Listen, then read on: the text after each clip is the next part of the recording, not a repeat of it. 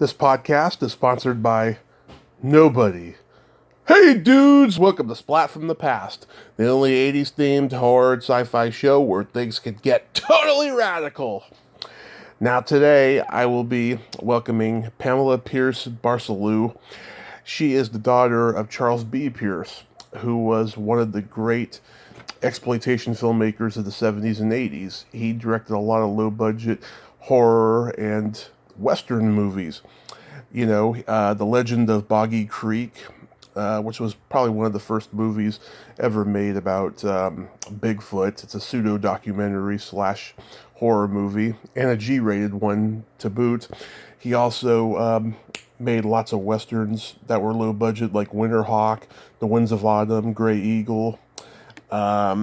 He did the sword and sorcery epic, The Norseman, and he did my personal favorite horror movie of his, The Town That Dreaded Sundown, which celebrates its 45th anniversary. And we are going to talk about all of that stuff today. And Pamela is a very beautiful woman, and she's done very well to keep her father's legacy alive, and it's going to be a wonderful conversation today. I am just loving Halloween October. It's going to get better and better all month long. I assure all of you out there who listen. So, here is my interview with Pamula Pierce Barcelou. Hello? Hey, Pamela, welcome to the show. How are you today? I'm doing very well. Thank you for inviting me on your show. Oh, absolutely. This is such a great honor. Thank you for taking the time today. So, going back in time, I was reading your dad was making Super 8 films early on in his life. What sparked that interest? Well, I think my dad was a natural entertainer, a natural storyteller. He grew up in Hampton, Arkansas, which is a very small little town, and his classmates, I'm friends with, and they're still around, and they tell me stories sometimes of my dad entertaining them, acting out scenes, always telling them stories. He was voted wittiest. He was most likely to succeed, wittiest, and most talented, I believe. So he started early, right out of high school. He started working for the local NBC affiliate in the El Dorado, Arkansas, Monroe, Louisiana market. So he starts right there, and he continues to build his way up. He had a television show, his own television show, pretty early on. It was more of a kiddie show. Later on, at the end of his, when he started making movies, he had a show called Mayor Chuckles and the Laugh-A-Lot Club, which had kids on it, so he showed cartoons, Popeye, and different cartoons. But he was doing movies. Well, so he started with doing, he opened up an ad agency, and he started doing commercials, and he was winning awards. And then he meets Earl Smith, the screenwriter, at the party in Texarkana. Wow. So when he sees the script, I guess he immediately, it makes a lot of sense to him, and he buddies up to Earl, and they stay together for a lot of their career. Later on, they end up writing the famous line, "Go ahead, make my day," and for Sudden Impact. They did original story by. Right. For years, they've been crediting John Milius with that line. I have no idea why. Yeah, it was a saying in that area of, like in Hampton, Camden, this area that they grew up, that "Go ahead, make my day" was something that the folks used to, convey their, it wasn't something my father made up. Yeah. It was a threat that his father would issue to he and his brothers if they didn't mow the yard. Yeah. And so that came out. It was a story treatment called, I think it was originally titled "What Is Happening to the Class of '59" or something like that. Mm-hmm.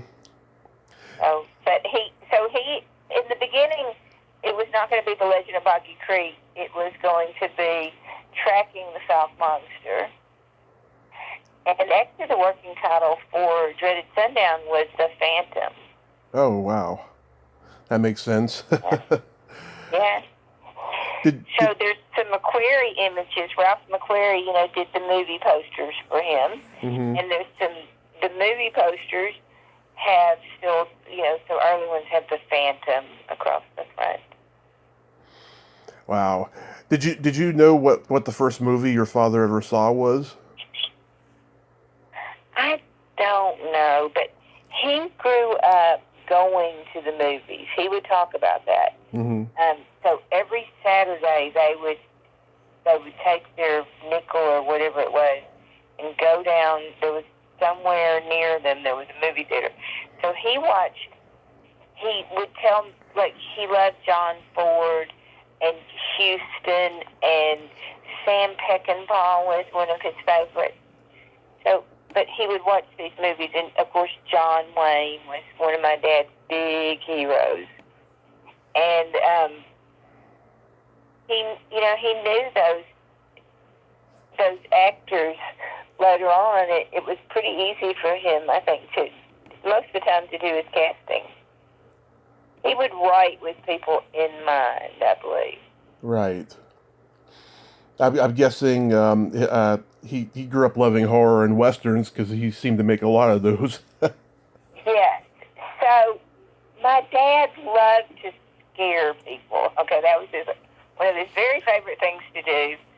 So he was always hiding behind something and jumping out at you, or telling you a scary story, or, he would knock on the, and say, what was that? Or if you were in the car with him and you were in the mountains, the brakes were going to go out. Just always something where he had to, get your emotions up. It was something living with my father, I'm telling you. Mm-hmm. Were there any... Most of my life, I did not...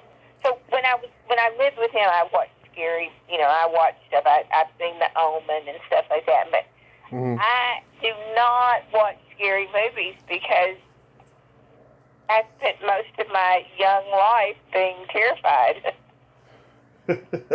Were there any particular filmmakers that influenced him? So, yeah, I think that, Peckinpah and John Huston and all of those definitely influenced him. He wanted, like, for Boggy Creek, one of the genius things about, I'm told it was genius, move that he made was to film it in Technicolor. And that's something that has been missing all these decades in the home market, including on television. So when he shot it in this wide angle. They just told me this morning, I was talking to my guys over there at George Eastman. So let's see, my ratio is 2:3:9. Is the ratio, the angle screen ratio. Mm-hmm. Now, that happens to transcribe perfectly to these Blu-rays and our technology today. But back then, it stretched the picture across the screen, and it kind of enveloped you into that picture, into that scene. And along with the sound, you felt like you were observing this, or that you were, a party to it in some way. And I think that's one of the things that made it so scary. Yeah, absolutely. So before he was hosting the kids show, at KTAL TV, he was working as an art director and eventually became the weatherman. So was this just something he was doing, to make money, but filmmaking was his passion, right? Well, so no, he was never the weatherman. I think that may be misreported. He had his own little television shows, and he directed the news. when he first started, and it wasn't KCAL in the very beginning, that El Dorado station, I don't really know the call letters, but they're still there. Yeah. El Dorado, Monroe. So that he starts there, and then they start sending him to their different affiliates. I know that he went to Beaumont, Texas. Then we were in Shreveport right before we went to Texarkana, and that was KTAL. KTAL was Texarkana. Shreveport, I'm not sure what the call letters were in Beaumont. That's where my brother was born. And so they would move him around. You know, back then, companies, and I guess they still do, but not to the same degree. I guess it was broken up. But, you know, one company would own a lot of stations. So they would send him to this, you know, to one station to fill in there, and he was learning the entire time. So by the time he gets back to Shreveport, he's directing the news. And so those were at like 5 and 10, and then he would tape his kiddie show Monday through Friday. It was on. So he had a little kind of a stick that he would do. The kids would come up and they would make a mark, is what he called it, on his board. So some would squiggle, some would be, you know, people tell me that they would think on it for weeks before, when they found out they were going on the show, what marks they were going to make. And then my father's job was to turn that into some kind of a face, a cartoon kind of face. Yeah. And if you stumped him, you won a bicycle. Otherwise, you got to take your piece of art home. And that's what happened. No one ever won the bicycle. So he was really good. He had done all the art on his yearbooks. You know, cartoons he was especially good at. Mm-hmm. He used to draw cartoons for me on the side of my books that you could thumb, and, you know, it animates it. So he was always doing something like that. But his first, I remember where we lived, and I think I was in the second grade, the second grade, and I heard my father telling my mother he was going to make a movie. And I remember it being strange. It was a strange thing to say, like, but I didn't realize really what that entailed, that people didn't make movies outside of Hollywood, and that, you know, I didn't totally understand the, you know, ramifications, but my mother seemed to be on board with it right away. She said that, you know, and I had heard about this creature that he was talking about. So they had sightings, you know, for quite a while of this South monster. Right. And then in the early 70s, they really ratcheted up. They say that there were weather patterns, if it was an El Nino or whatever the one is that causes all the floods. Mm-hmm. And so the area was flooded during that time, and they think that it drove this creature out, you know, out of the depths of the swamps and stuff, more into civilization. And so then when it attacked Bobby Ford, it made international news. So my dad and Earl were going to write a separate movie called Bright River, which was similar to their action movies later on. I think it was very similar to what Earl later did, Spirit of Shakira. But that's what they worked on first, and they went to Los Angeles to do some pre-production work, and they see some teenagers walking down Sunset Boulevard wearing South Monster Boggy Creek shirts. And so my dad says, pull over, Earl, you know, and they jump out, and my dad's asking them questions. And I actually read this there was an article, and I think it was either from Hollywood Reporter or Variety, one of those. When I was doing research from IMDb, they have all those articles. Mm-hmm. So I was reading one of those, and so I read this, that he and Earl were driving down Sunset. So he says by the time that they're back in the car, he says, Earl, we're making the wrong movie. We got to go home. So they came back, and it starts out as Trekking the Fat Monster, and then it becomes The Legend of Boggy Creek. Nice. That's amazing. Yeah, I mean the Bigfoot sightings were really starting to happen at that time too. So that was when they wrote it. I talked to Travis not too terribly long ago, and I asked him, Travis, how did my dad find your dad? Smokey. Mm-hmm. And he said because it was his brother Lynn who had a sighting, and it was in the newspaper.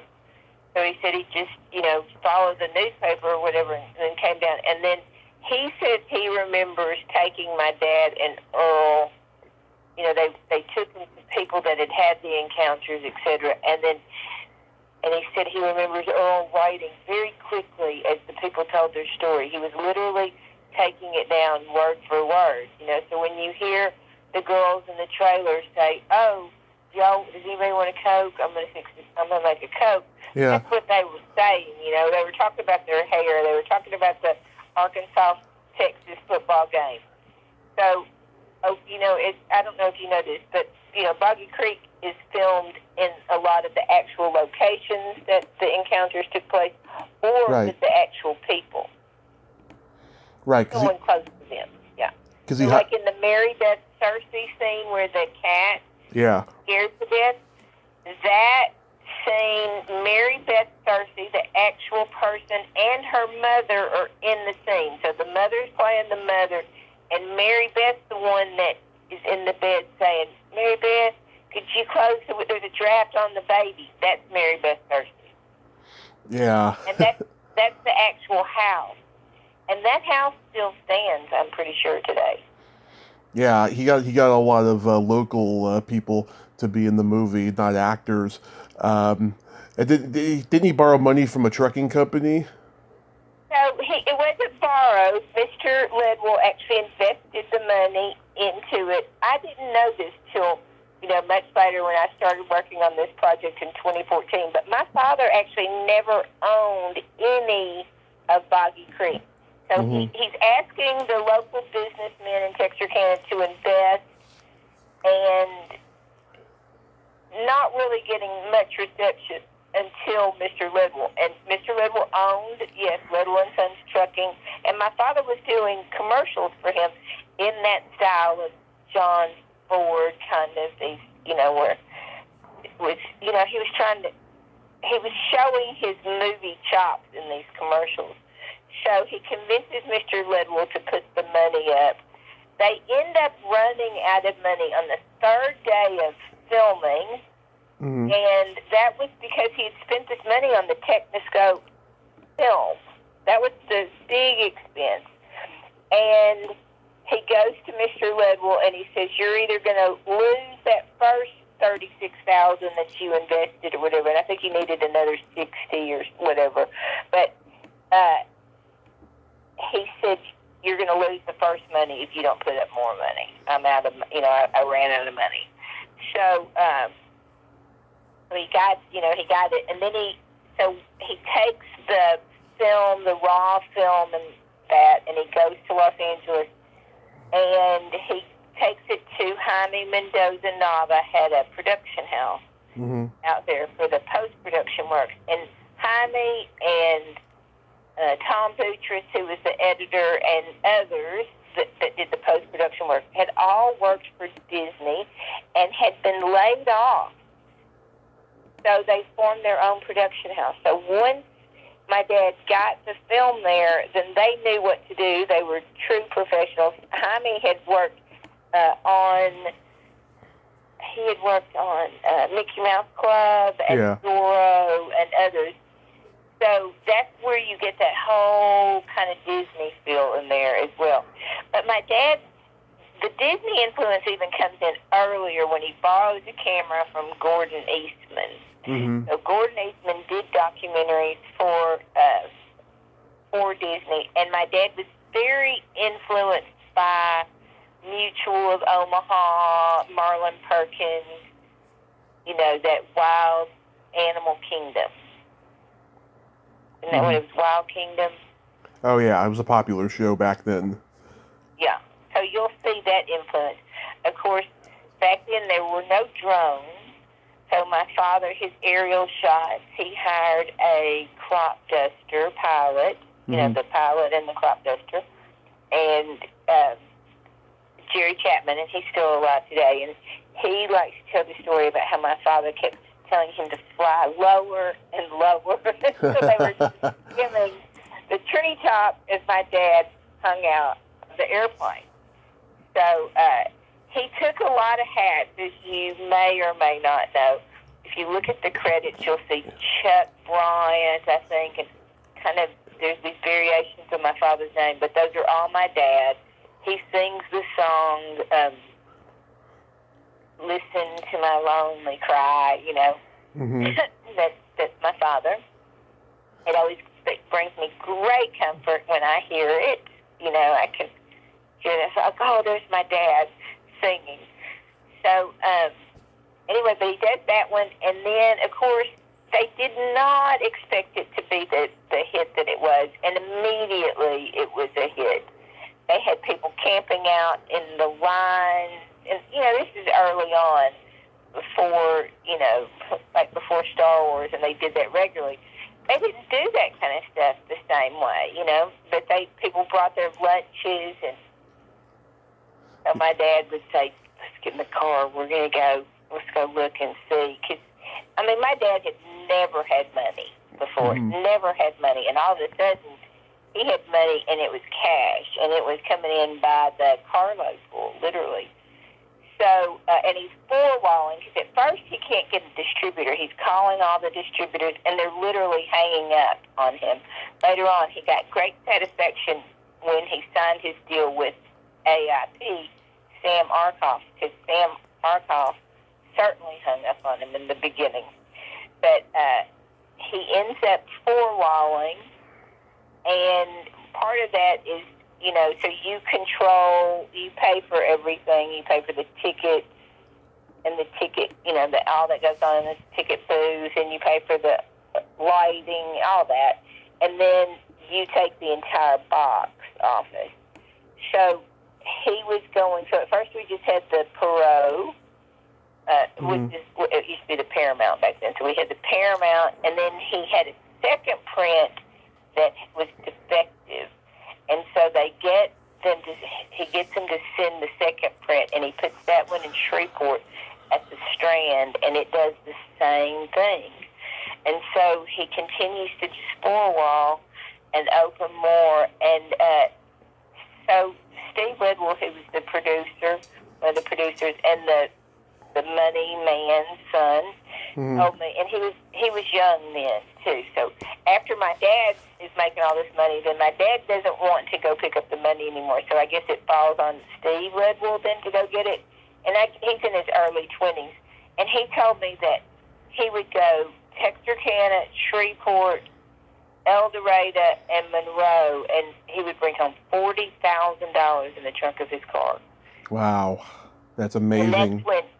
And that's when ticket prices were $2 each. Yeah. Wow. Didn't he have trouble finding a distributor for the film? So he did. So in the beginning months, they were doing it himself. You know, they were renting four-walling. But so my mom sees my dad. So my dad buys a Corvette almost immediately, and that's what we drive to Shreveport. We drive from Texarkana to Shreveport. 3 kids stuffed in the back of this little Corvette, driving over Boggy Creek, too. And going there wasn't that big of a deal, but coming back when it was dark, after we'd collected the money, my dad would act like he was running out of gas on Boggy Creek. Right when we would be, oh, my gosh, you didn't tell me we didn't have any gas. We forgot to get gas. Oh, my gosh, we're running out of gas.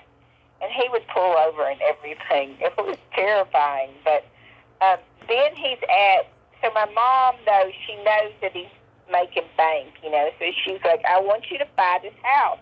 So she's bugging him about buying this house in Texarkana. And he makes an appointment with the bank. Going to go in. My dad always had bad credit, too, back in those days. He even teases in these articles that he was mostly running from debt collectors in those days, you know, trying to dodge them. But So he probably wouldn't have even gotten a mortgage. But my mom didn't care. She saw the money that he was making. It said, go to the bank and get the mortgage. So it's that day that he's supposed to go. And literally there's a knock on the door, and it's Joy Houck, the distributor. And Mr. Houck says, I'd like to talk to you. And so Mr. Houck had been renting four-walling, when my dad was four-walling, he was renting out some of Joy's theaters. And Joy noticed because the concession stands were doing so well. And so it turns out, and you'll see this if you look on the Facebook page, Boggy Creek's Facebook page, I've got some varieties there. They'll say, breaking box office and concession stand records. Right. It held the highest concession stand records for years and years and years. And in fact, Steve Little told me that it may still hold, but they thought that that the concession stand numbers were so good because kids were jumping up and spilling their popcorn or their sodas or whatever, and the parents were going to buy more. Yeah. So, but that got his attention at first. So he says, "Can I talk to you?" And my dad said, "Oh, there's nobody I would rather talk to, but I have this meeting. I have to go." And so Mr. Houck says, so he talked to him for a few minutes. And he says, "Well, how much money are you looking for?" And it was like, I don't remember how, but it was like $35,000. It wasn't an expensive house, Mm-hmm. And so he tells Mr. Houck, and Mr. Houck said, "Well, I tell you what, if I write you a check for that amount right now, and you sit down and you meet with me now, you could have the money no matter if you make a deal with me or not, if you'll just cancel that meeting and stay here." And my dad said, "Oh, well, I think that's a deal I could do."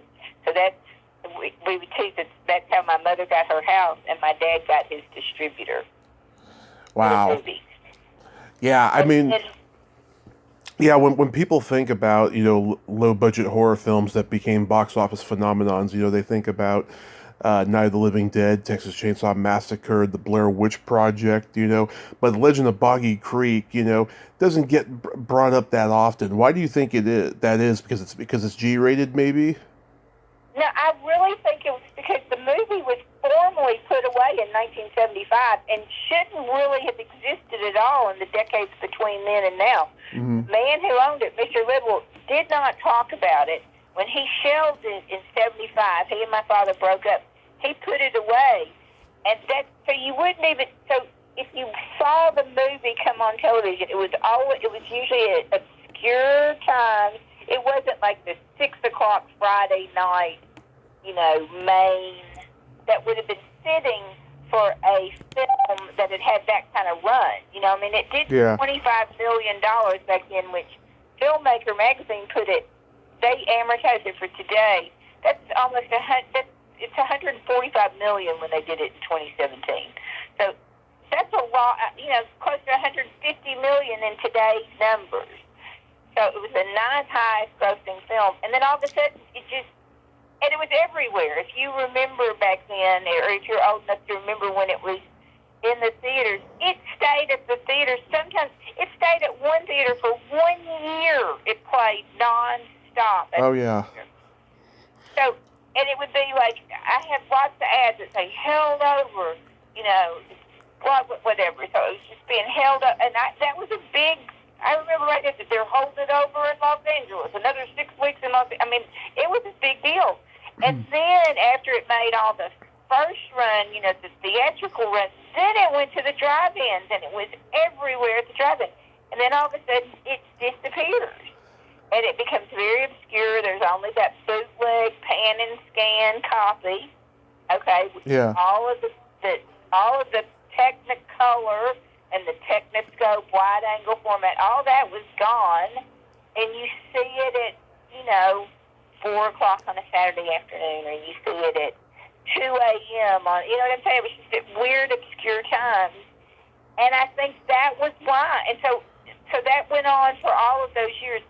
I was told that Mr. Lidwell would not talk about the film, that if someone called their offices, yeah, and they're like a very, large employer there, that people, that the the secretaries or the operators were told, they shut people down. So no one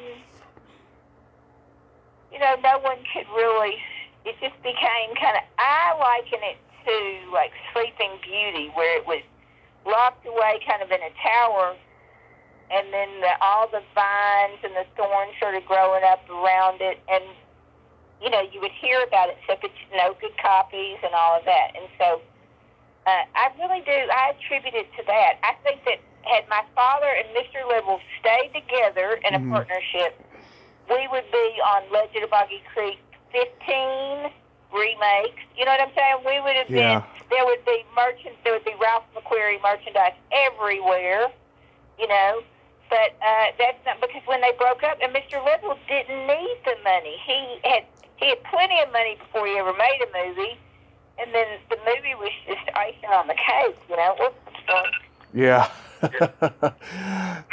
The second. Now, let me just say this. Did you know? So I just found out that will be announced in December as one of the films on the National Film Registry. I did not know that. Wow. Yeah. So isn't that such a great, huge honor?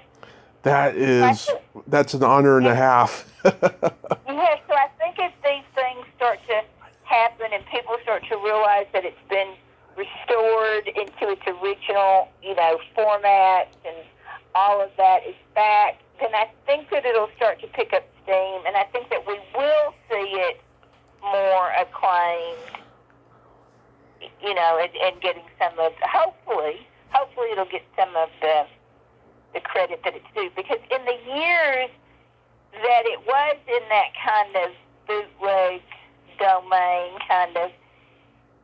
it gained a huge status. Not that it didn't have it before, but all these people grew up to become cryptozoologists. They grew up to become filmmakers, like the guys that did Blair Witch Project. They grew up and started television shows, and so we see that influence.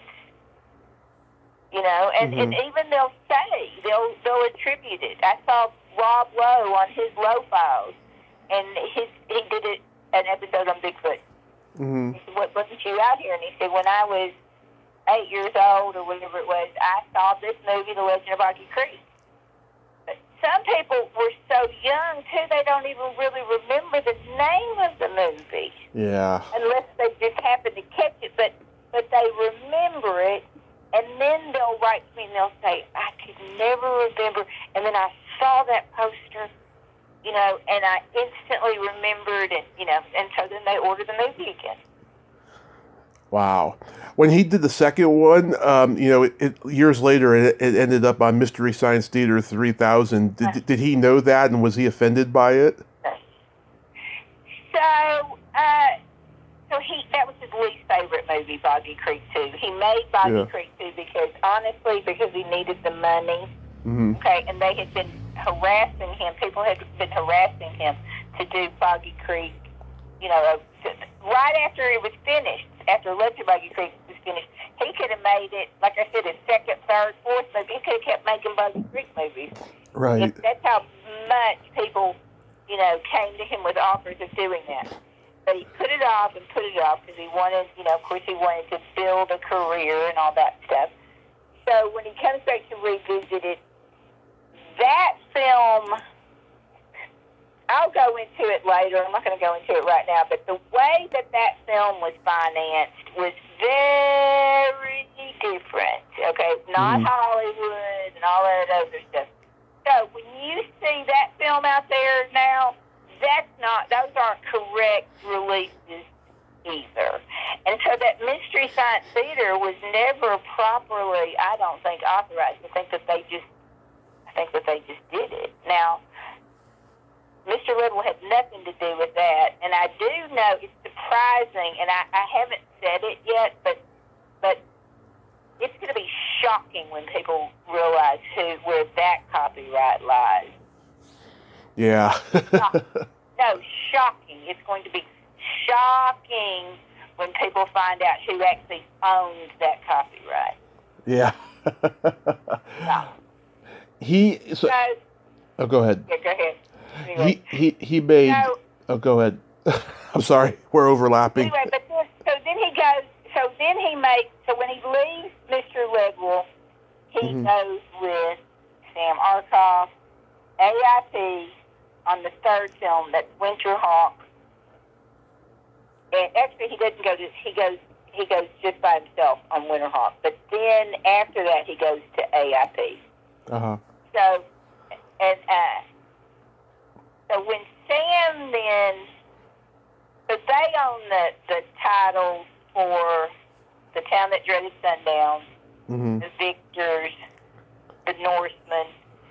But that was clear, Then Sam, I guess AIP went bankrupt or whatever, and it was picked up by Orion, and then Orion went bankrupt, and then that was MGM.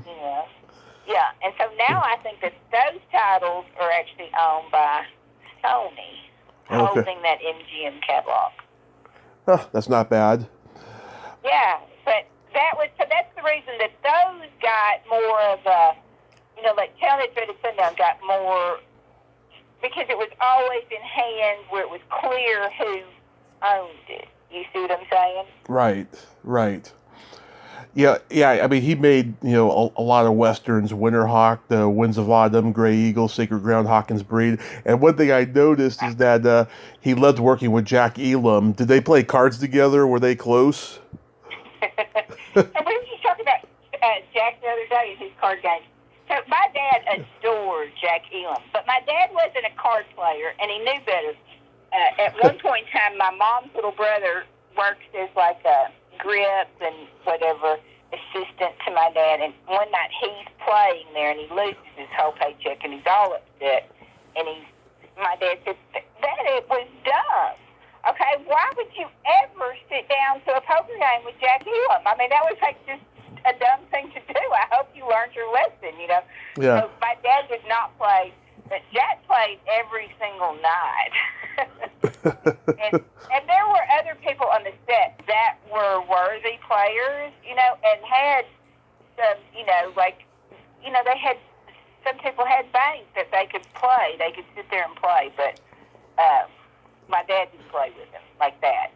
My dad actually would go to bed fairly early when he was making his films. He would come down and have dinner wherever, if he had a lodge, or, I'm thinking specifically when we were doing Sacred Ground. So we'd all go to the lodge and have dinner, but he would be out of there pretty early at night to go to bed, because he would be one of the first ones on the set, too. My dad had an incredible work ethic. Yeah. And when they call him Spark Plug in Dreaded Sundown, that was a nickname that he kind of had, because he was just always really wiry, always full of life, moving. So he would come, this is kind of funny, he would come and he would pinch my toe. I'd be sleeping and he would pinch my toe and say, come on, baby, it's time to get up. We got places to go and people to see. Yeah. And that was my cue to get up. Yeah. Yeah, Jack worked with another low-budget filmmaker from Texas named Jim McCullough. Did your dad know him? Oh, yeah. Yeah. Jim McCullough. Uh-huh. So Jim McCullough did, I think, Creature from Black Lake, didn't he? The Creature from Black Lake, yeah. Yep. So that's a knockoff of Boggy Creek. So that's Joy House that's distributing that film. They wanted my father to do it. My dad said no, so they got Jim McCullough to do it, which irritated my dad a lot that Jim McCullough would do that. But my dad liked Jim, and he worked with him later on in his life. Over at the end, when he's doing, at the very end of his life, that Renfro Christmas or something, I think that was Jim McCullough. Yeah. And I don't know if you know this, but my father is uncredited on McCullough's, Where the Red Fern Grows. Oh, I didn't know that, no. Yeah, and that's Ralph McQuarrie that did that movie poster, for the Red Fern Grows, and A Creature from Black Lake. Nice. So you had a lot of the same people. I think that Earl may have written, Creature from Black Lake, and didn't it have Don Wells? Didn't it have Don Wells? Yeah, Don Wells. And Don had done Winterhawk was the third movie, so that's where that came from. Right. So Mr. Houck is instrumental in a lot of that stuff going on. Nice.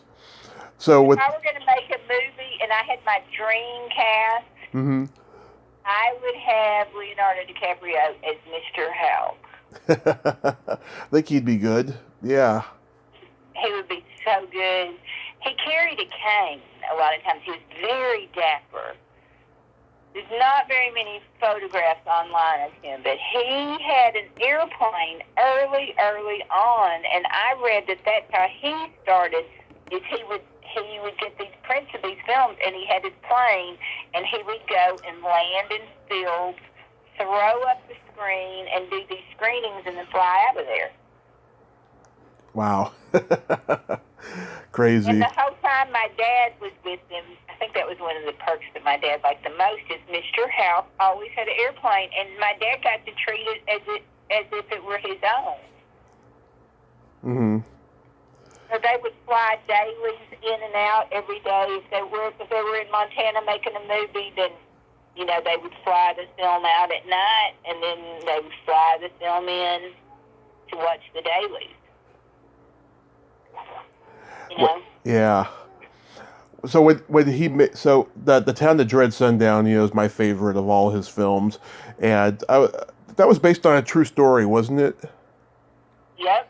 So they called him the Phantom Killer, and it was the same kind of thing. I mean, he was terrorized the whole town in the 40s, right after the war, and that is true. They did dread sundown. They were selling out of all their guns. People were they were afraid to go out at night. They were closing and locking their doors and shutting all the window curtains, and people were terrified.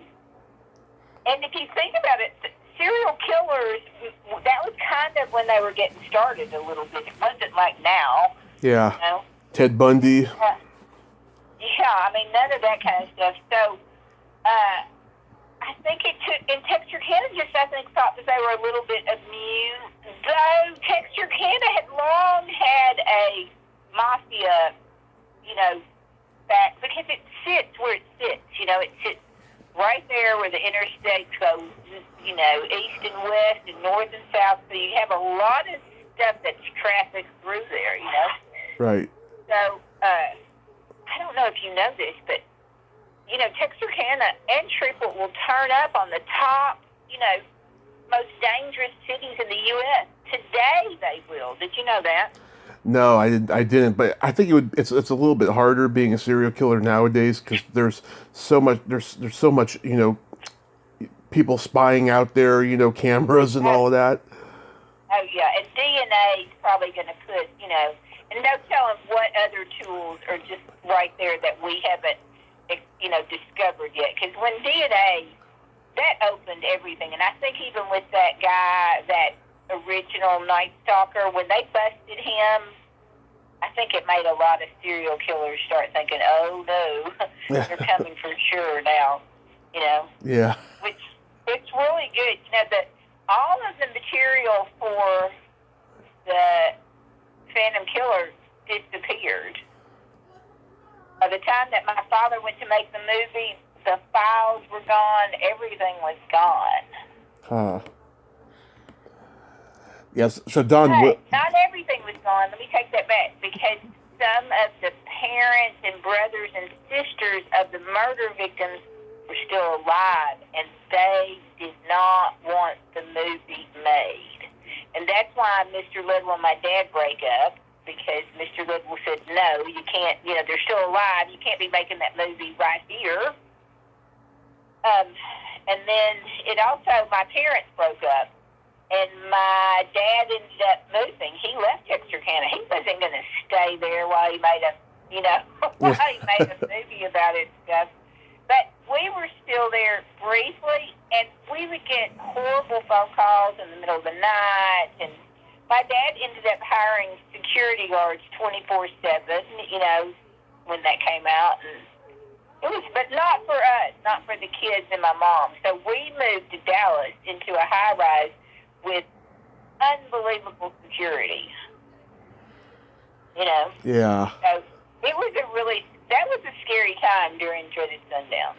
Wow, so he got a lot of death threats from that movie. Yeah. Oh my God. Oh my God. And it was weird things too. It wasn't just death threats.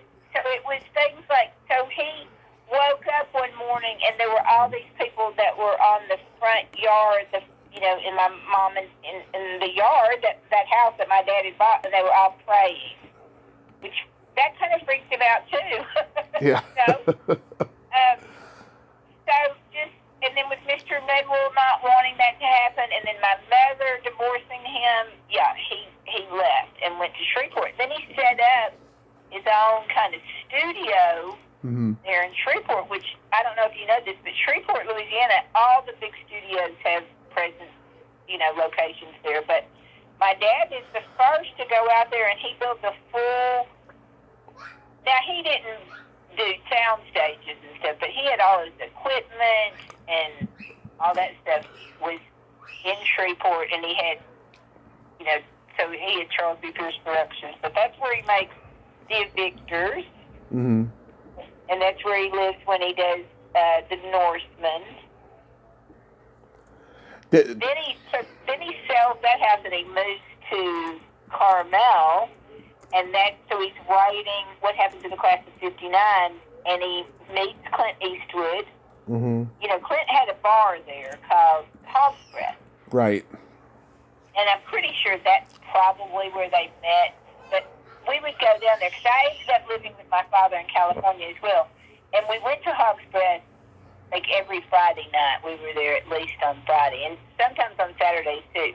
Sundays we would go down to Big Sur, to a Tenthie's or whatever it's called, and listen to music. But we would see Clint Eastwood at his restaurants there a lot. He was with Sandra Locke back then. And so then I ended up going back to Dallas, so I wasn't there when he negotiated his deal. But that's the first film that Clint Eastwood directs. And my dad sold the script to Eastwood, and then Eastwood, I guess, took it to Warner Brothers. Wow, that's amazing. Isn't that fun? Yeah. Did he ever have trouble, though, getting Hollywood actors in his movies? Not really, not too much, because he went through the established, you know, I mean, he had agents, he would go through the agent, and he would pay whatever their, you know, going rate was. So sometimes the people were too expensive, and sometimes there were conflicts, you know, scheduling conflicts. But he usually got the people that he wanted. I do remember, so when he was doing Hawkins, so I was there for that, and I remember his first choice was James Caan, believe it or not. But he couldn't get James Caan, and then when Peter Fonda came up, he was like, "Oh, that's good. I could, you know." So he was real happy with that. I remember my father arguing with agents or whoever a lot of times on the billing. That was always that I remember. The billing seemed to be, you know, a hotter bone of contention than money even would be.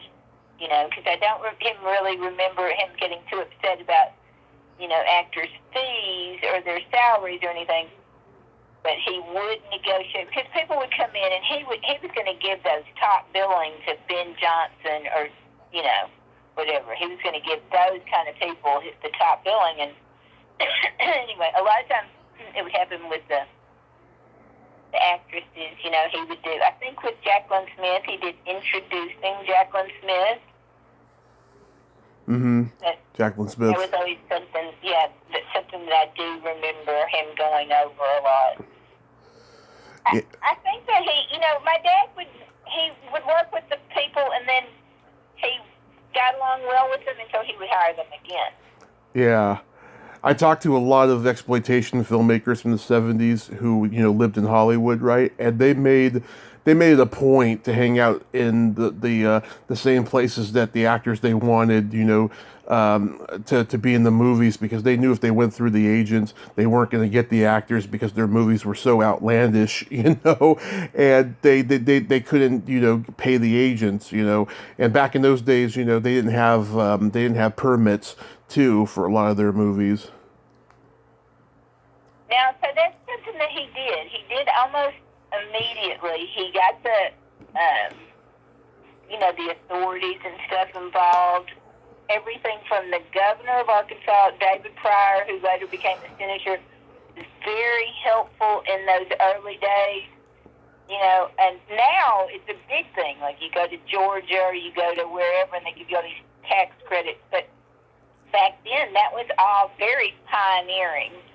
And so he got their cooperation.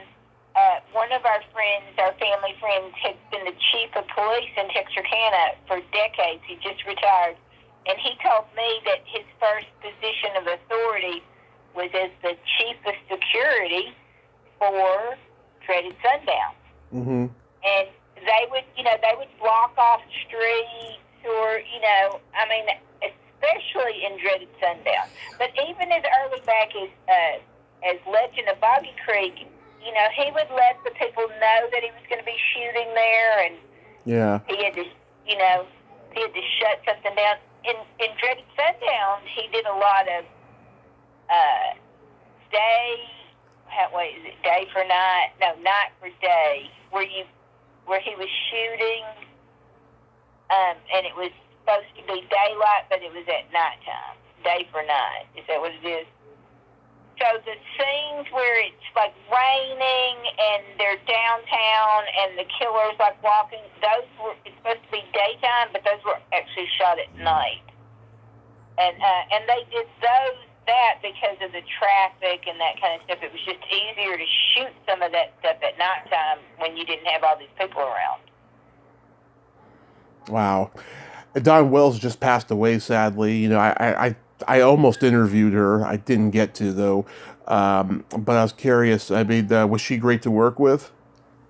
She was a doll. Everything that you ever hear about Dawn is probably, if it's positive, it's true. She really loved her fans. She spent a lot of time, she knew her fans, too. She had the same people that would come and see her at a lot of shows, but she was a genuine person, I think, very, very kind. And she told me, I saw her about, I'm going to say in 2014 or 2013, right before I got the rights to the film. So I got Boggy Creek and Bootleggers. Right before that, she was in Boston, and I went over to see her. I went to see her in Boston. And she was telling me that my dad was very pioneering for his time because that women were not narrators for film. If you had a narrator, it was a man. But my dad gave that job to her. She narrates Winterhawk, if you remember. Yep. And she said that it was so helpful, though, because it caused her to get 2 paychecks. She got one for narrating and one for the leading female role. So she said that was a big deal for her, and it helped her a whole lot. Oh, that's wonderful that she, at least, she gave credit where credit's due. Yeah. She was, Dawn used to do a lot of dinner theater as well, and my mother really liked her, and after my parents divorced, then we would go see Dawn anytime if she came to Texarkana, or Dallas. She'd come to Dallas. And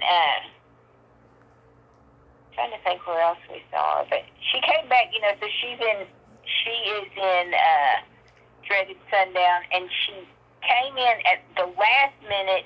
My father had hired somebody else for that role, and they had shot the first day or something, and my dad was unhappy, and he called Dawn and said, "Hey, I'm going to send the airplane for you, and and you'll be here for 3 days, and we'll treat you real well. And so she said that they sent the plane for her. Wow. So with the Norseman, was your dad a fan of Ray Harryhausen and all the sword and sorcery epics? I don't remember that. Epics. He liked epics.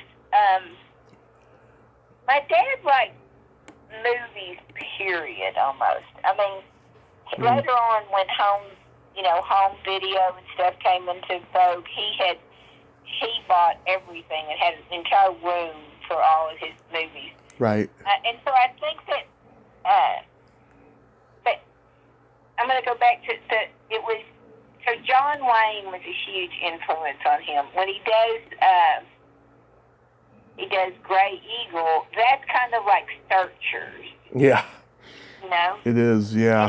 And he offered that role to John Wayne, and there's a letter that exists in his estate where he writes my dad back and tells him that he's not in the best of health, and he turns down the role. But he said, I've seen all of your movies, and I've enjoyed them. And that was like a highlight of my father's life, is getting this letter from John Wayne, you know? Yeah. But, so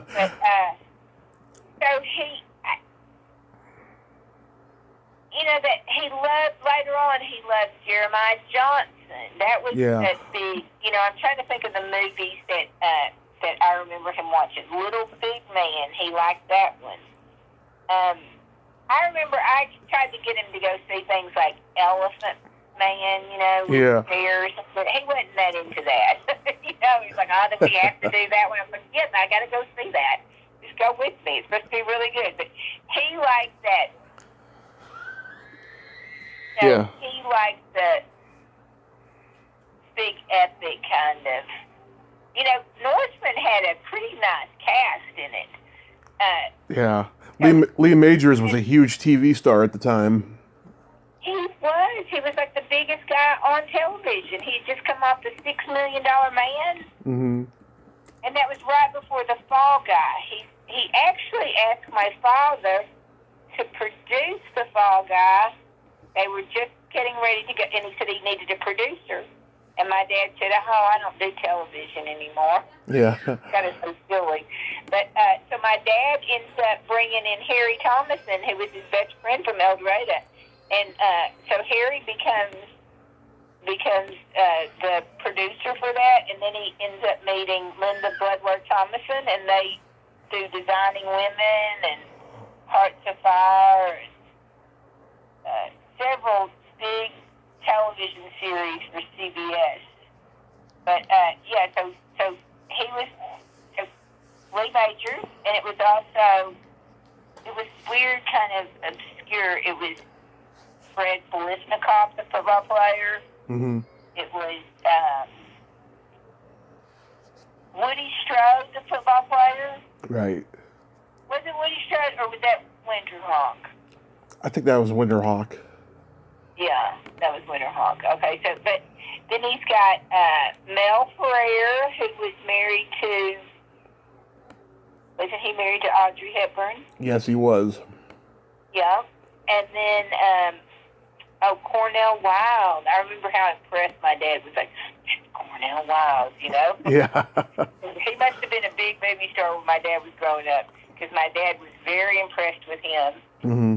And so those guys, and Jackie Elam, and they had, so not too long ago, my dad had this good friend in Texarkana that worked with him, and his name was Dean, and Dean sold insurance and everything. So my dad calls him up. He said it was about midnight, and my dad calls him up and he says, I need you to get on the first airplane. You're going to South Carolina. You got to take a bond to the city manager. They have a Norse ship. They had some kind of wooden ship in there, like as part of their township, Mm-hmm. Yeah. And he said, you're going to put it on a train, and you're going to send it to Tampa, St. Pete. And that's what they did. The guy got up on the plane next morning. He had his we had to have a bond. He had to have a bond. He took the city manager the bond, and then they took that boat and put it on a train, and that went down and was in the water, and that's what they shot on. So they shot it mostly on the beach in like Tampa.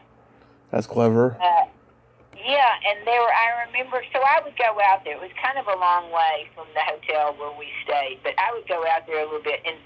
But once I got out there, you couldn't get on the boat. You had to be on the beach back far, because they would shoot towards the beach too, so you couldn't have it. You had to have it clear. But I do remember there were sharks in the water, because they were saying, "Oh, there's sharks again today out there." So. Wow. That was kind of exciting. Was your dad a set decorator on a couple Jack Hill movies?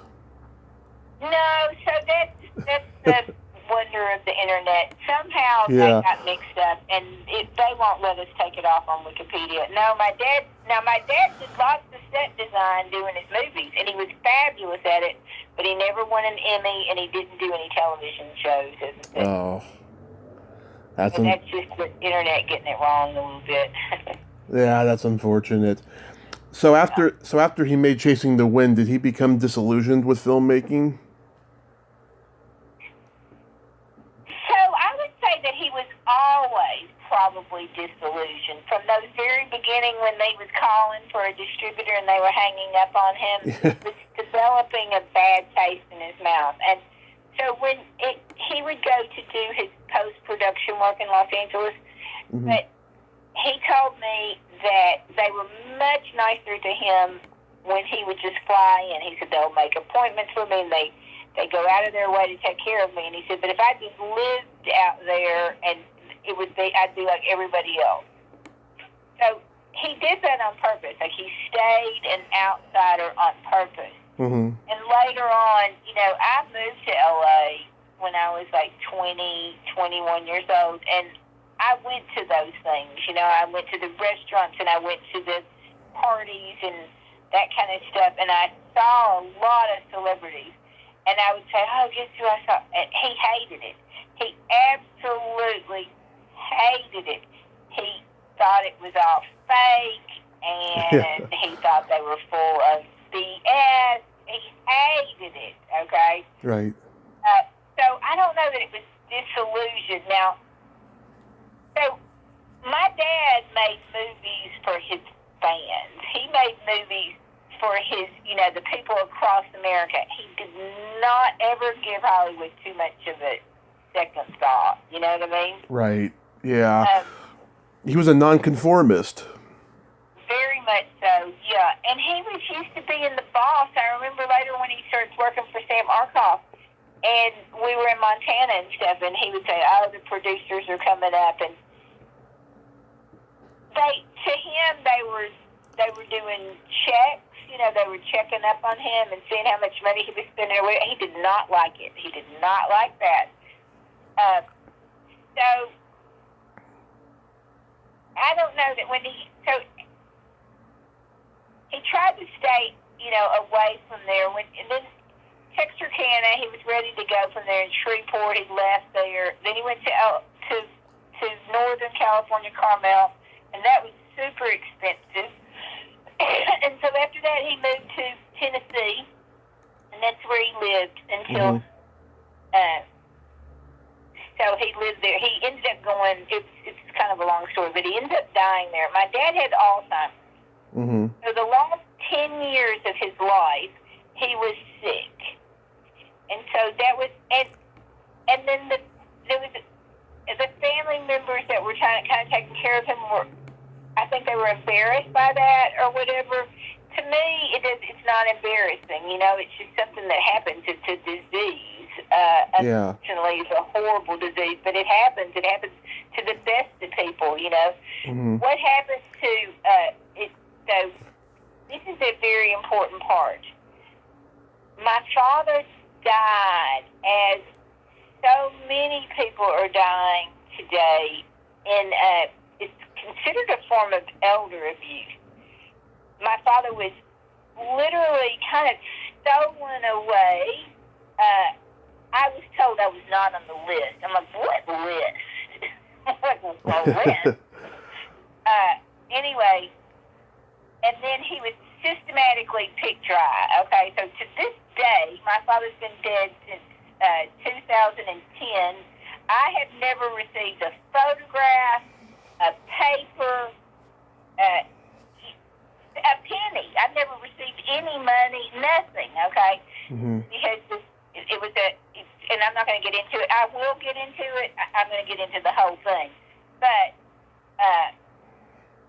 so they took two people took him, isolated him off, and then picked him dry. To be honest with you, it's the same thing that has happened. It happened to Glenn Campbell. It happened to Peter Falk. Right. Columbo, where they're isolated from their family members, and the people that are around them are controlled. There are laws that are going into place. Casey Kasem is another one. His daughter is very involved. Mickey Rooney just came to mind. Absolutely. Yes, it happened to Mickey Rooney as well.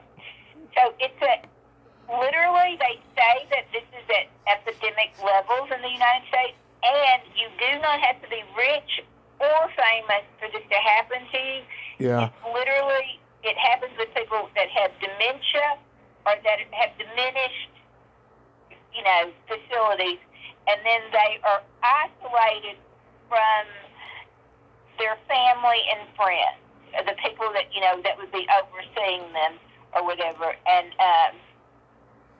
anyway, it was a really sad thing. My father, I ended up getting through anyway. It was at the end of my father's life, and I was trying to get through, and I was getting all this runaround, and so I go to dinner with my husband, and I said, I cannot believe that they won't let me talk to my dad. Yeah. And my husband said to me, I have never known you to take no for an answer my whole life. If you want to talk to your dad, you can get through. And so the next morning, I woke up. It was like, I felt like it was God waking me up. But I woke up at about 5:30 or 6 in the morning, and it was a Saturday, and it just hit me. It was like, oh, there are going to be new nurses on duty, and I never called on a Saturday. It was like, call right now and act like you've been on the list all along. And the night before, I had been listening to Johnny Cash. So I did. I got up and I said, I need to talk to my daddy. I said, I have this music here. This is his favorite music, and I want to play it for him. And so the woman says, give me a half an hour. I need to move him. And she said, but call back, and then I'll let you talk to him. And so I did. And so I had the music all queued up, and she held it up to his ear. And I played Ring of Fire, and I played Folsom Prison. Yep, and I played just the refrain, the chorus, whatever. So, the nurse comes back and she says, "Oh, you broke through to him." And I said, why are you saying that? How do you know that? And she said, well, because he's got giant tears streaming down his face. And she said, I'm with your daddy a lot, and I've never seen that before. Oh. So, it was the music, though. I mean, I'm sure it was my voice, and I was saying, hey, so I'm sure. Now, he was getting sick. He was already sick when he received the Lifetime Achievement Award in Little Rock in 97, I think. And I flew down there to see him, and when I walked in, he thought I was my mother. Oh. And he was holding my face, and he was like, oh, you came all this way to see me? Is it really you? And he's touching my face. Well, he thought it was my mother.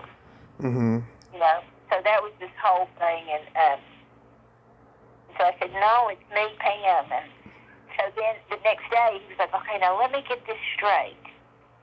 You're my daughter, Pam. You're not Flo. And I was like, no, I'm not Flo. That was, my mom. So anyway, but so he was sick, in his last years, and that also, I think, made a big difference in, the internet was just coming up then, and, horizons were opening in ways to get your word out without having distributors and producers and all that other stuff. But that was coinciding with the time that he was declining. My God, that is so tragic. But you certainly have hung in there. Are you his youngest child? I'm his oldest child. Oh, okay. Yep, I'm his oldest child. And he had actually, before he ever made movies, he had, so I would quote unquote work in his office, I would pretend like I loved his pen and inks. He would create his art, a lot of pen and ink work. And so I would put his markers away afterwards and just, anyway, he said to me, "You're going to run my business one day, aren't you?" And I was like, "Oh, yes." I thought that was super cool. And so he ends up writing a check to me for $1 million. He said, "I'm going to go ahead and pay you in advance." And so he gives me this check. Now, he didn't even close to have $1 million. He was probably overdrafted when he wrote it to me. But I had it for a long time, and then I did lose it. Later on, when he was making lots of money, my mother would say, "Oh, it's too bad you don't have that check anymore that your dad gave you." But it was, everybody in my family knew about it, and they would tease, like, "Do you remember the time that you wrote Pam the $1 million check?" So it's kind of funny that now because indirectly I run his business, what I mean?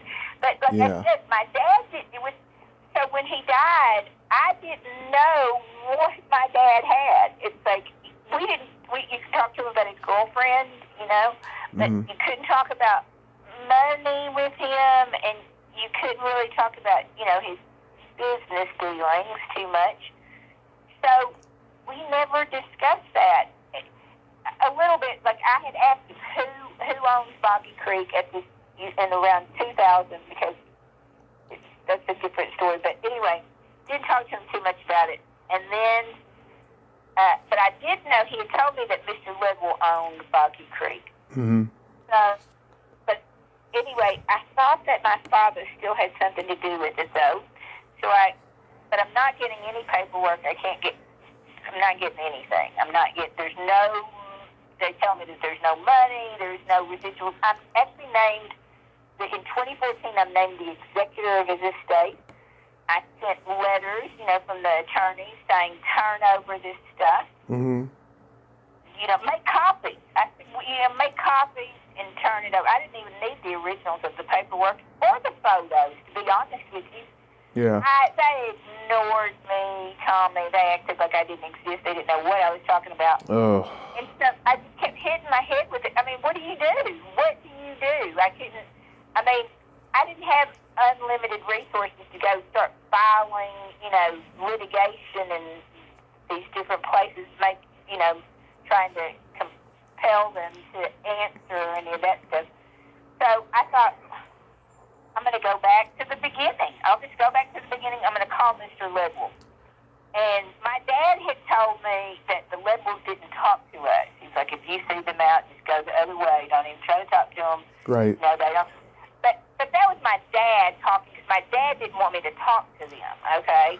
So, but we have a mutual friend, and so I don't know, I just thought, I'm going to call. I'm not going to be afraid. I'm just going to call, and I'm going to ask, So when I got Steve Little on the phone, well, first of all, I was told that they don't take calls. Like, anybody, if it's about Boggy Creek, they won't even take the call. But I went ahead and tried it, And so he got on the phone, and I said, "Do you remember me?" And he said, "Oh, yeah, I remember you." And then he said, "You're the one that always had it together."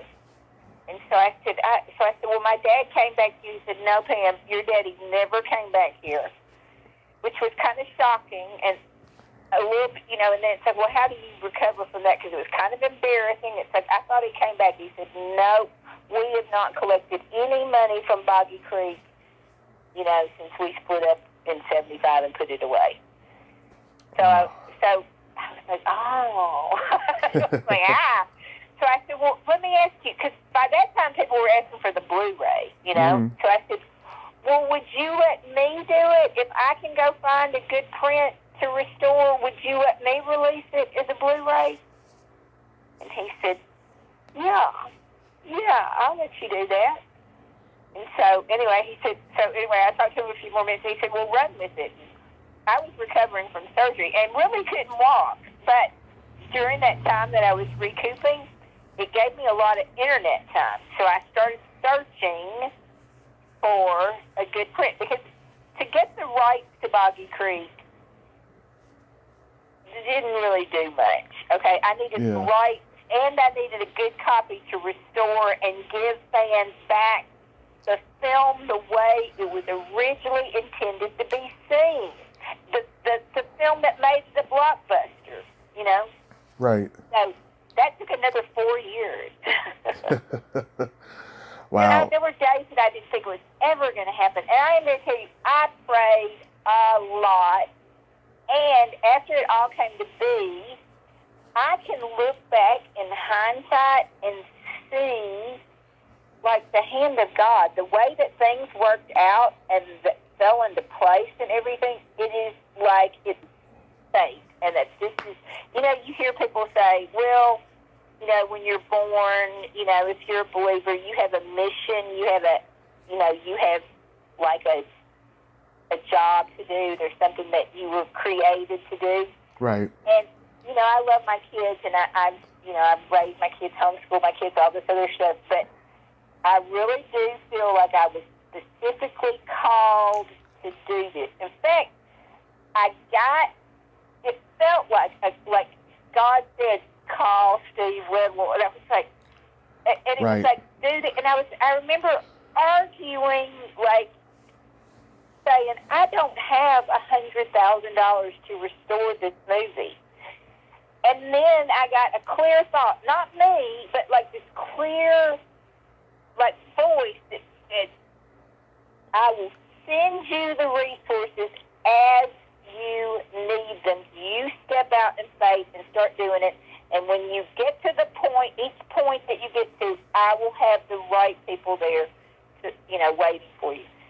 And that's really and truly the way that it happened. And I was also told in this, thing that not just to look for money, sometimes it might be resources. Like somebody could, In the end, the George Eastman Museum did cut me some breaks because I'm not a big studio or even a boutique studio. I'm the, daughter trying to answer calls, because this was really a call from the fans. Right. Just asking for this over and over. So I do, I was always afraid to fly. I've never liked to fly. But anytime I'm on Boggy Creek business, I'm not afraid, because it's like, no, this is my mission and I'm supposed to be doing this, So it's kind of strange. Yeah, I mean, I sent you my bio. I feel the exact same way about my life, that all the struggling I did for 32 years leading up to doing this podcast and taking care of my mother currently, I feel like, I have a purpose. Yes, and that all those roads led to that one and where you are now. Exactly. Right? Exactly. Yeah. It's just, it's quite extraordinary, I think. So I was looking at your Facebook profile, and you described yourself as a free spirit. I thought you'd be a perfect candidate for my secret silly game that I like to play with my guests. This is a series of silly slumber party questions. No win or lose, just pure fun. And how it works is I ask you the question, you answer it, and then you ask me the exact same question, and I answer it. Okay. And you can comment on answers. Okay. Pamela, are you ticklish? Oh, yeah. Very ticklish. Are you ticklish? Oh, I'm very ticklish. I've been known to hit people in the groin. I'm so ticklish. Yeah. But now, here's the thing. Is when I was growing up, I would hire my brother or my sister to tickle my feet. And I try to hire my kids, but they won't do it. And so if I go, like, for a, self-care day or so, instead of doing, like, massage or something, I will do foot reflexology. And that's not ticklish. But I'm ticklish on my back, my arms, my feet, everywhere, especially if it's just my husband. It's like, why are you doing that? Don't touch me like that, So, yes, I'm ticklish. But at the same time, it's kind of a love-hate thing. Same here. I'm ticklish all over. What's your favorite part of the body? It could be anything. Probably, I would say this is going to be a hard one, either the heart, probably the heart is my favorite part. That's the first time? Eyes. The heart, that's the first time I heard that one, but the eyes, I hear that one all the time. You do? Yeah. I like the eyes a lot, but eyes can be deceiving. Hearts can be deceiving as well. But, yeah. I don't know, at least you could, I try to think that people are pure-hearted. Oh. So what's yours? The belly button. Oh, the belly button? Oh, yeah. I had surgery one time. They went in and did a little surgery and went into the belly button. And so now my belly button's ultra-sensitive, and forget it. You can't even, I don't like anybody to get close to my belly button. You can't tickle it. I just told my husband the other day, though, I know this is crazy, but I kind of like the 6 feet apart, and, I like the mask, too, because then I can put on a hat and some sunglasses and my mask. I don't have to put on any makeup. Nobody knows that it's me. Yeah. Exactly. What color are your toenails painted? Oh, they're clear right now. I just took them off. But normally I paint my toenails red. Love it. Like a reddish orange, kind of that hot red. And then normally, so I was a makeup artist for a lot of years. Right. And so that was always something I had to do, is I had to have my nails painted. And then I had 5 kids and worked for my husband and stuff, and I don't do that so much anymore. I went to see a friend, and I had one of my daughters, and we all went for a pedicure. Mm-hmm. So I just had to take that one off, though, and I haven't gone back again. I should. Monster Bash is coming up. I may go for Monster Bash. So if I see anybody out there, y'all have to see what color's on my toes. Now, are you wearing toenail polish? Yes, I just did lavender purple. It was the first time in 2 years, because I'm going to a Comic-Con this weekend, and I just want my toes to look good. Yeah. Yeah, lavender's my new thing. I love lavender lately. I'm going to have to think about a color. That would be a good nail color. I just had a lavender drink the other day. Oh, yeah? Yes, it was so good. It was gin infused with lavender and lemon, with a lavender, lemon, simple syrup, tea, tonic, and I think that was it. But it was so good. It tasted like you were eating flowers or something. Very good. Refreshing. Anyway. So lavender, I'll remember that one. Nice. What would you say is your best personality trait? That I'm not afraid, that I'm pretty bold. I think that I'm pretty outgoing. I think that's probably my best personality trait. Yeah, I agree. For me, it's I have empathy, but I have no filter. Oh. It's a good balance. Yeah, that can go with the bold a little bit. Exactly. My dad was always, so when I was growing up, I was never allowed to ask for anybody's autograph unless I'd ask permission first. Right. Like, I had to ask my mom or dad, can I ask them? And it was because my dad, I think he was afraid that I was going to say something wrong. Yeah. I was told growing up, don't ask any questions. But I saw Mr. Ledwell, and so I was getting ready for the premiere in 2018 because I was going back to Texarkana to premiere at the original theater that we had been at before. Right. So I said, "Oh, are you coming? Are you going to be there?" And he said, "Oh, Pam," he said, "I made reservations to get out of town the day you told me that, the day you booked it or whatever." And he said, "I can't step foot in that theater." He said, "I'd make one step in and I'd be bombarded with questions, and I don't do questions." And that's how kind of I was raised. I was told not to ask any questions, not to ask for autographs especially. And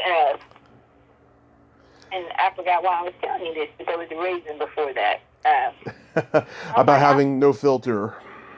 No, my no filter, yes. Because sometimes I would say things that my dad, and the other thing too, Mm-hmm. So my dad always had private numbers, right? But I'd run into somebody and they'd say, "Oh, I lost your dad's phone number. Can you give it to me?" And I'd give it to them. And then they'd say, "Damn it, I didn't want them to have my phone number." Anyways. And then, yeah, my boldness kind of got me into trouble sometimes. Yeah. And then my favorite question, is there a stinky smell that just makes you gag? Oh, yeah, there's a lot of them. I'm super, super, super, super sensitive to smell. And there's a lot of, But, so this is a little bit off subject, but I hear that the South Monster is the supreme, that it really stinks. Yeah. They say that, my dad always said that you couldn't fake the smell and you couldn't fake its cries, like screams. So, but other than that, I would say probably seed or body odor. I have 2 sons. Yeah. So that, but also, like, I mean, I love stinky cheese, but, it can be bad. Yeah. I don't like the smell of, like... Yeah. Oh. But I don't like going into houses. When I first came into my house here, it was all, it had been closed up for at least 10 years, and it smelled weird, too. So my daughter brought home a dog one time, and I smelled it 2 stories up and across the entire house. With me, it's either farts or feet. Yeah, farts are like, But I tell you, I've been sticking to that 6 foot apart rule. That helps on that one. Yeah. I got a couple jokes for you really quickly. Okay. You know the difference between a golf ball and a G-spot? Mm-mm. A man rather spend 20 minutes looking for a golf ball.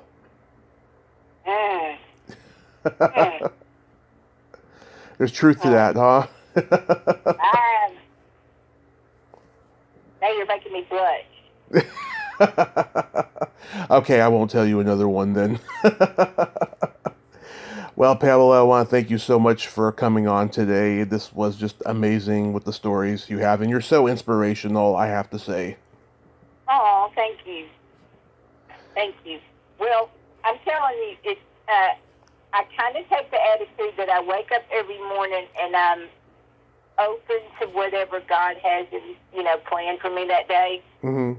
Whatever. So I literally try to act as a servant, and what is my assignment for, Right. That's how I've been kind of taking it. So I think anybody can do that. Absolutely. Well, you have yourself a great day, and please stay safe, and God bless you. Thank you. You too. And hopefully we'll meet up soon in the future. I hope so. Okay. Thanks, Tommy. I appreciate it. My pleasure. Bye-bye. Bye-bye. Well, there you have it. Pamula Pierce Barcelou. Ain't she a sweetheart? Oh, what a great lady. And she's keeping her father's legacy alive. It's so inspirational. Well, until next time, this is Tommy Throwback Kovac saying, there's no shame in living in the past, because the present sucks. Later, dudes.